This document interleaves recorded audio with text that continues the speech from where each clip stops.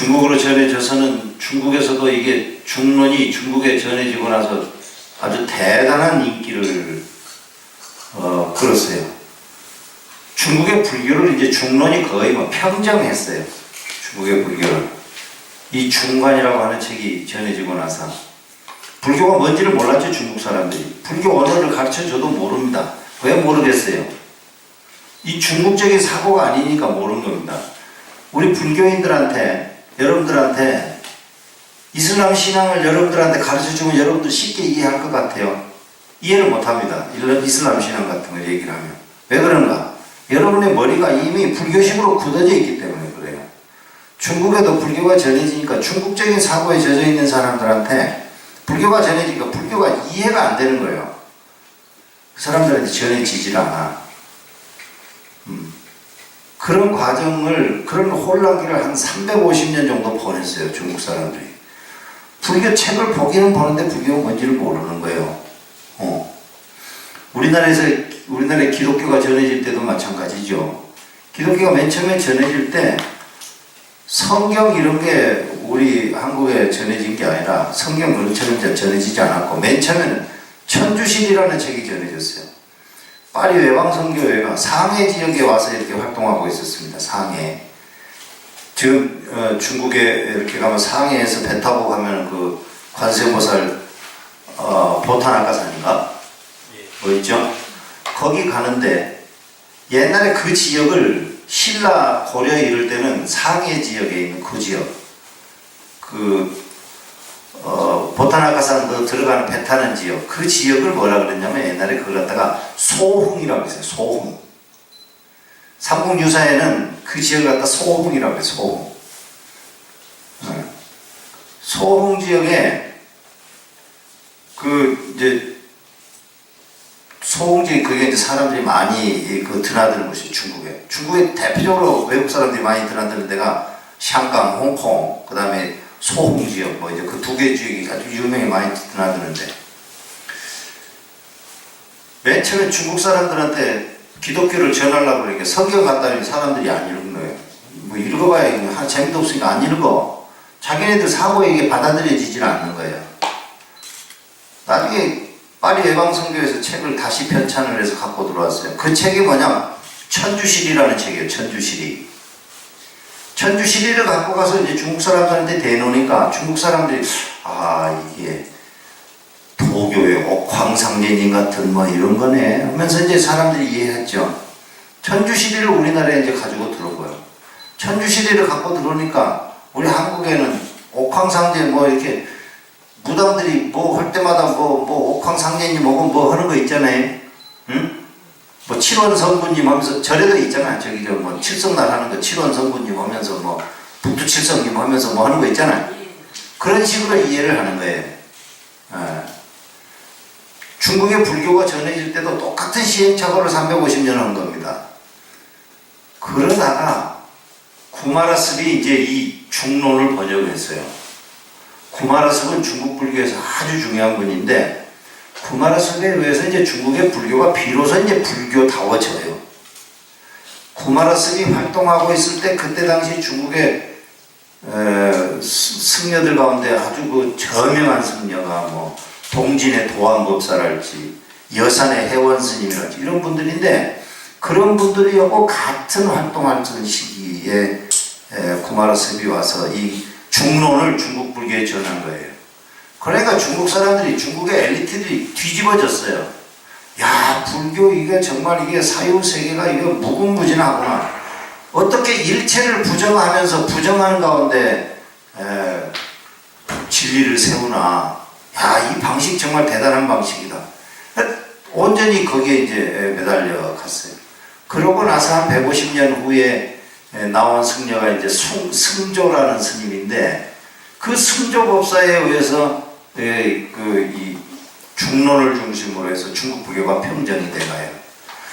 그 토대에서 나온 게 중국 불교의 이제 뭐 천태지의 천태종 같은 것도 거기서 나온 거고 승조법사하고 거의 승조법사가 아마 현장 스님보다 한 30년 정도 빠를 겁니다. 중국의 현장보다. 중국의 현장이 나올 수 있는 토대도 바로 이 그 중론을 토대로 했기 때문에 현장 같은 스님이 나왔는 거고, 중국의 선종이 나올 수 있었던 것도 온전히 이 중론의 토대예요. 그런데 그 중론의 가르침이 뭐냐면, 금방 제가 말씀드린 그런 얘기예요. 일체의 개념의 부정이에요. 일체 개념에 의한. 개념을 어떻게 부정할 건가, 개념을 부정한다는 것은 견해를 부정하는 건데, 그걸 어떻게 떠나야 되는 건가. 그런 것에 대한 그 엄청난 것을 사람들한테 요구하는 그런 내용이었어요. 그것 가운데 방법이 8가지 부정이라고 하는 것으로 유명한 8불이 있습니다. 제가 1페이지에 내가 정리해 둔 건데, 그거 잠깐 한번 보세요.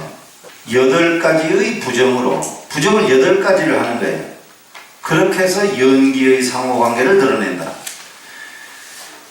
이게 부정을 8가지로 부정을 하다 보니까 연기의 상호관계가 드러난다. 이제 그런 겁니다.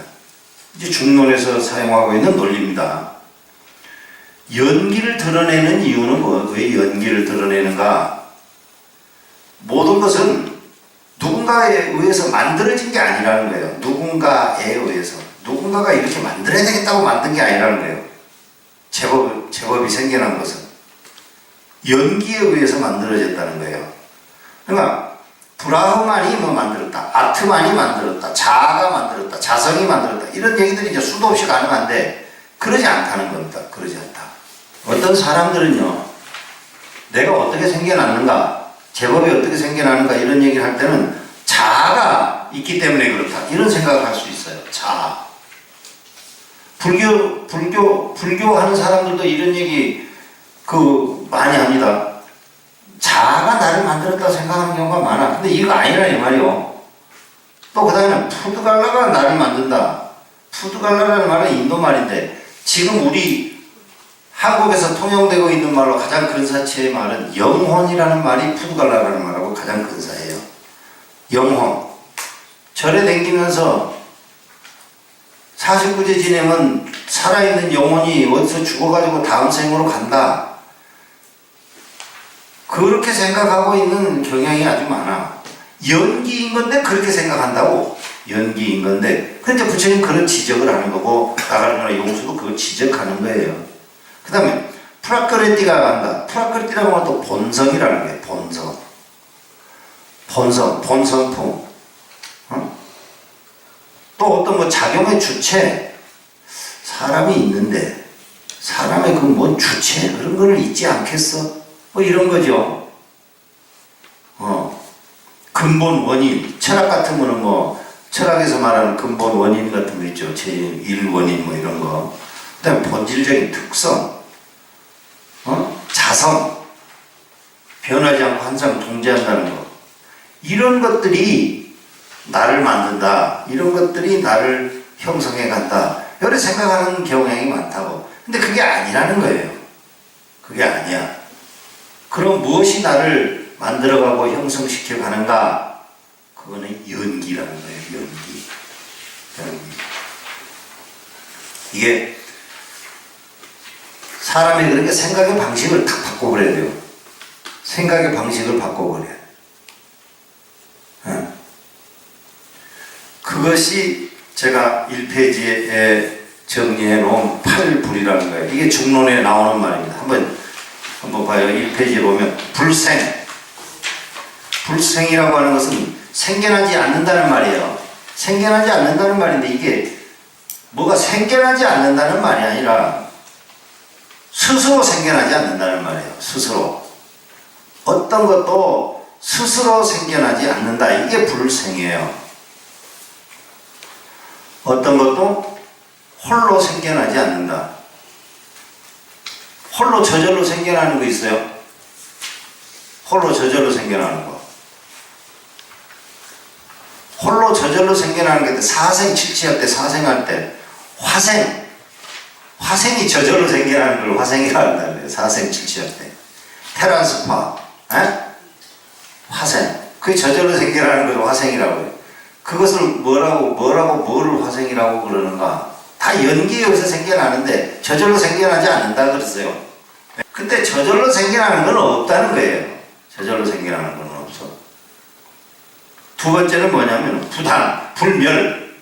불멸이라고 하는 것은 없어진다는 거죠. 없어지지 않는다는 거예요. 완전히 없어지는 것이 아니다. 어떤 다른 것에서 생겨난다. 어떤 작용을 한다. 그런 불멸. 없어지는 것은 아니라는 거예요. 끈끈이로 없어져 버린 것은 아니다. 불상. 상이라고 하는 것은 뭐 영원하다는 말이죠. 영원하다는 말. 영원한 게 어디가 영원한 게 있어? 영원한 게 있다 그러면요 변화가 없는 거예요. 영원한 게 있어 버리면 변화가 없는 건데 변화가 없다 그러면 뭐 세상이 뭐 다 고정되어 있어 버리잖아요. 그럼 아무것도 아니지. 그 다음에 불멸, 부단.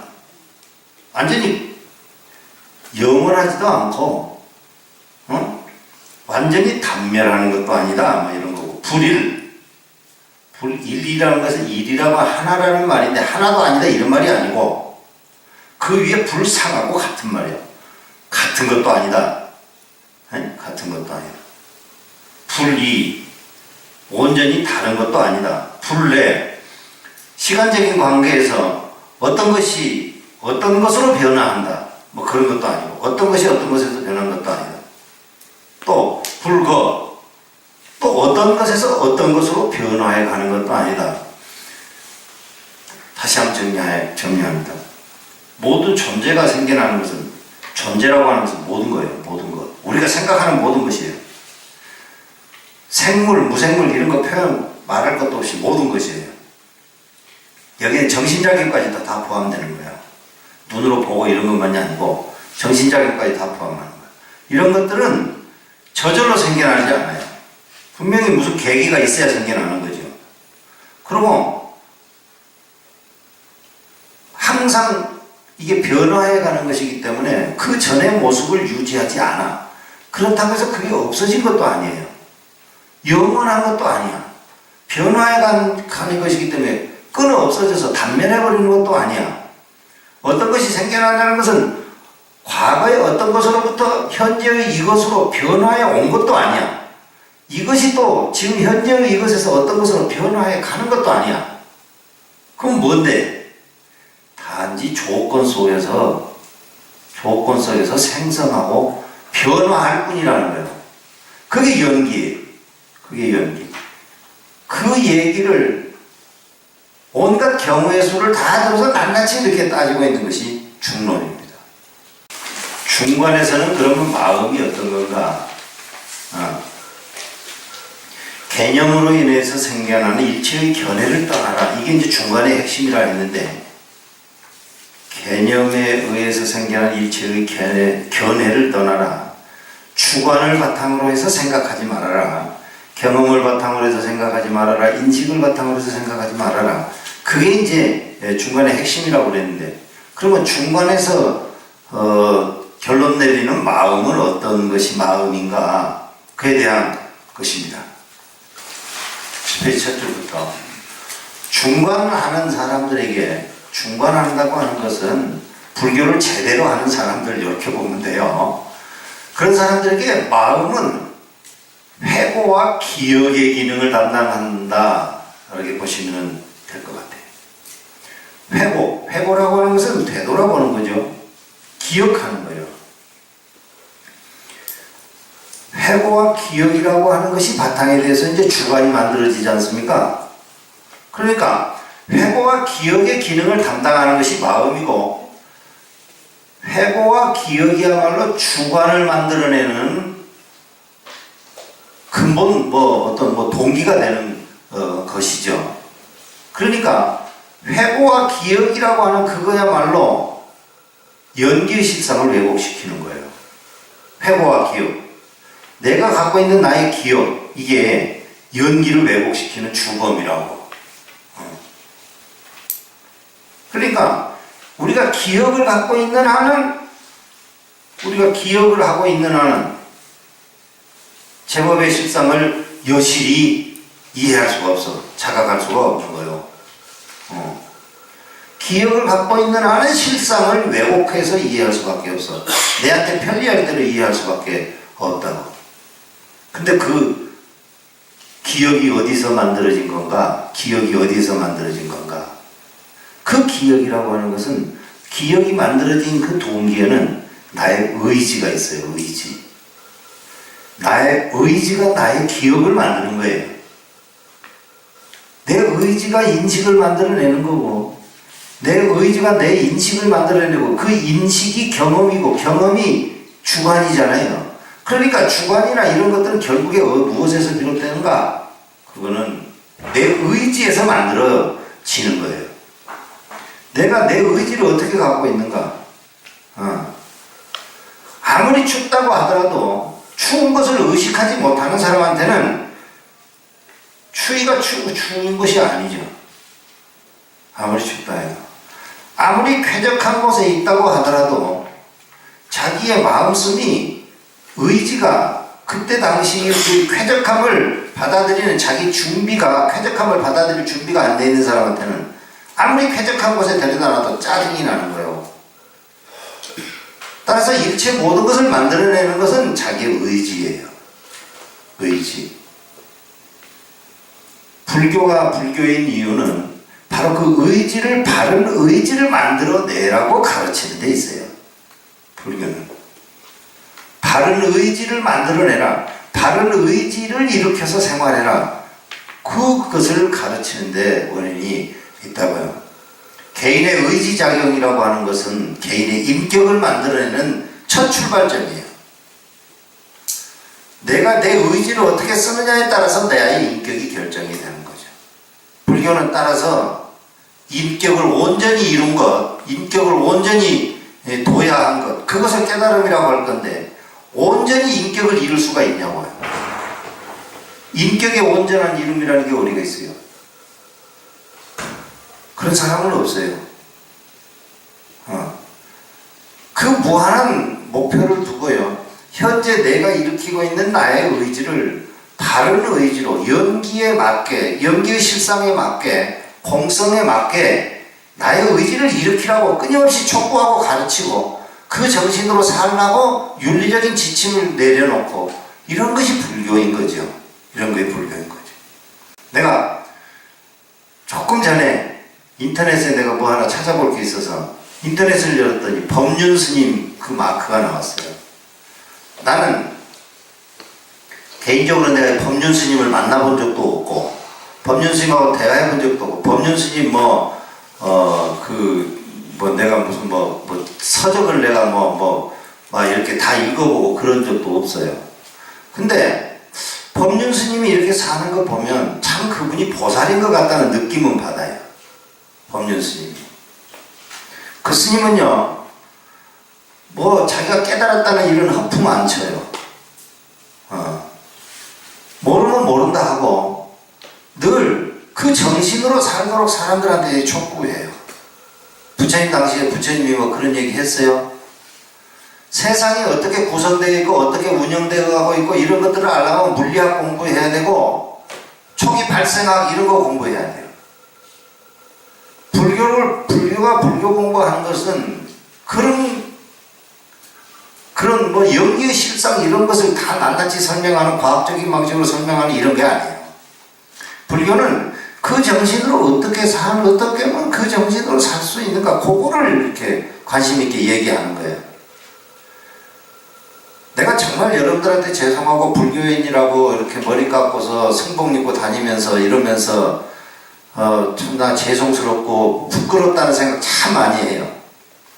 정말 나도 여러분들과 같이 그냥 머리 기르고 사복 입고 살았으면 좋겠다는 생각도 참 많이 해요.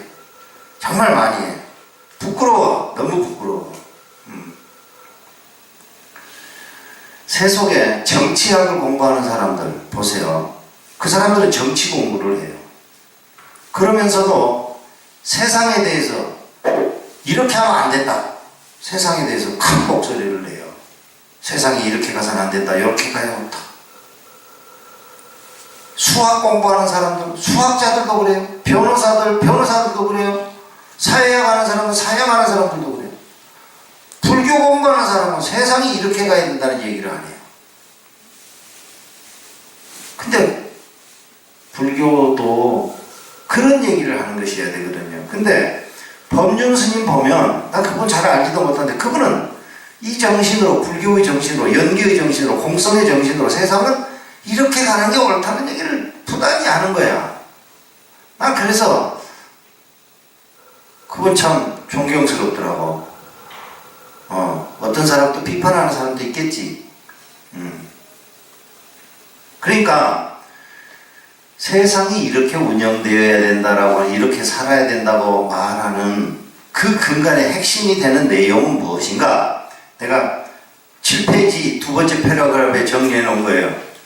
개인의 의지작용이 모든 개인의 인격을 만든다. 그게 불교의 가장 근본적인 문제 제기이거든요. 그게 불교의 가장 기본적인 문제 제기예요. 그렇기 때문에 중간에서 마음이라고 하는 것은, 중간에서의 마음이라고 하는 것은 의지작용, 그것을 마음이라고 해요. 의지작용을. 추우면은 춥다고 받아들이는 그거. 여러분들이 집에서 일어나서 오늘까지 경험한 것 가운데 얼마나 많은 것을 보고 얼마나 많은 얘기를 듣고 얼마나 많은 생각을 했어요. 그게 여러분을 다 변화시키지는 못하잖아요. 그것 가운데 여러분들이 이렇게 관심 갖고 있는 것, 여러분의 의지가 발동해서 연기작용을 일으킨 것, 그것만이 여러분한테 영향을 주는 거라고. 그러니까 의지작용이 마음인 거예요. 근데 그 의지작용이 중간에서는 어떻게 만들어지는가? 세 가지로 만들어진다고 그랬어요. 중간에서는 의지작용이 어떻게 만들어지는가? 첫 번째는 개념작용이라는 거예요. 개념작용. 그 위에서부터 한 10번째 줄, 두 번째 패러그래프에 위에서부터 한 10번째 줄에 있어요. 개념화. 개념화라고 하는 것은 내가 아까 얘기했던 말하고 연결되는 말이에요. 개념이라고 하는 것을 전제로 해서 여러분들이 이해한다고 그랬는데, 그때 개념이라고 하는 것을 지적하는 거예요. 개념. 중간을 하는 사람들한테 연기의 실상을 제대로 보게 해야 되는데, 연기의 실상을 제대로 보지 못하게 하는 가장 근본적인 동기가 어디가 있는가? 개념에 있다는 거예요. 여러분이 갖고 있는 개념 때문에 연기의 실상을 제대로 못 본다는 거거든요. 근데 그 개념이 뭔가? 개념이 여러분의 경험이 여러분의 개념 아니에요. 그죠? 여러분의 개념이 여러분의 경험이고 여러분의 개념이 여러분의 주관인 거고 말이죠. 그런 거예요. 개념으로 인해서 여러분이 연기의 실상을 제대로 못 본다. 그게 이제 첫 번째 지적이에요. 두 번째는 판단이에요. 판단. 계속 여러분은 판단하는 거예요. 근데 판단의 근거가 되는 거는 뭐예요? 여러분이 판단하는 근거는 여러분의 경험이에요. 여러분의 경험을 바탕으로 여러분 끊임없이 판단하는 거예요. 김이 모락모락 나는 흰쌀밥을 먹으면 보기만 하면은 입에 침이 돈다. 다 여러분의 경험인 거예요. 인도 사람들한테 김이 모락모락 나는 흰쌀밥 갖다 주면은 사람들이 뜨거워 고개를 절레절레 가버려요. 그 사람의 경험이 다르기 때문에 그래요. 여러분들한테 아무리 맛있는 스파게티를 뭐라도 줘도 여러분들 보고 어휴 저건 밀가루에다가 저건 뻘건 거 저걸 해야 되는 거 저게 무슨 맛이 있다고. 여러분의 경험이 다르기 때문에 그거를 보는 여러분의 판단은 여러분의 식욕을 절대 돋구지를 못해요. 모든 것은 여러분의 경험이 바탕으로 난 판단작용을 해요. 근데 그것도 연기의 실상을 바로 보게 하는 거다. 그 다음에 또 추론이에요. 추론. 이 세 가지의 오류작용, 추론도 마찬가지죠. 추론도 여러분의 경험을 바탕으로 추론을 하는 거죠. 여러분한테 익숙한 방향으로. 세상에 뭐 이런 말이 있어요. 아무리 상관없는 두 가지 현상이라고 하더라도, 아무 상관이 없어 보이는 현상이라고 하더라도 그 두 현상 사이에 말 두 마디만 갖다 붙이면은 이웃사촌이 되어버린다. 서양 속담에 그런 말이 있어요. 아무 상관이 없는 두 가지라도 말 두 마디만 갖다 붙이면 이웃사촌이 되어버린다. 그러니까 모든 것은 다 연결되어 있는 거예요. 우리가 논리만 두 가지 논리만 갖다가 덧붙여버리면 다 이웃사촌이 돼요. 모든 것은 다 그렇게 인터커넥트 되어 있는 거예요. 서로 이렇게 밀접하게 관련이 되어 있는 거예요.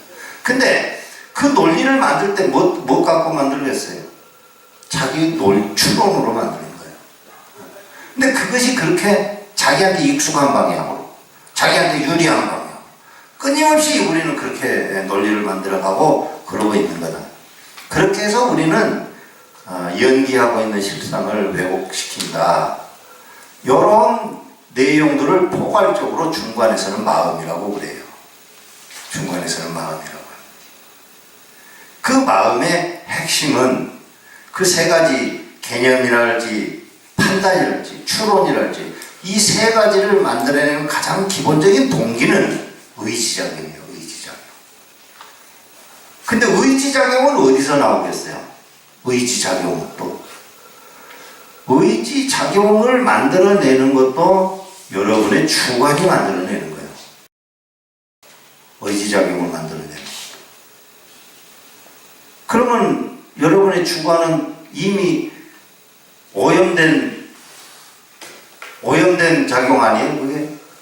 오염된 작용에서 의지작용이 나오는 거예요. 그러면 또 거기에서 의지작용이 나오면 또 어떤 의지작용이 나오겠어요? 또 오염된 것에서 또 의지작용이 나오는 거예요. 그러니까 이제 잘못된 오해의 세계에서 벗어나지 못하는 거예요. 그러니까 제법이 전부 얽혀져 있는데 그 얽혀져 있는 그 그물이라고 하는 것이 왜곡의 그물로 얽혀져 있는 거죠.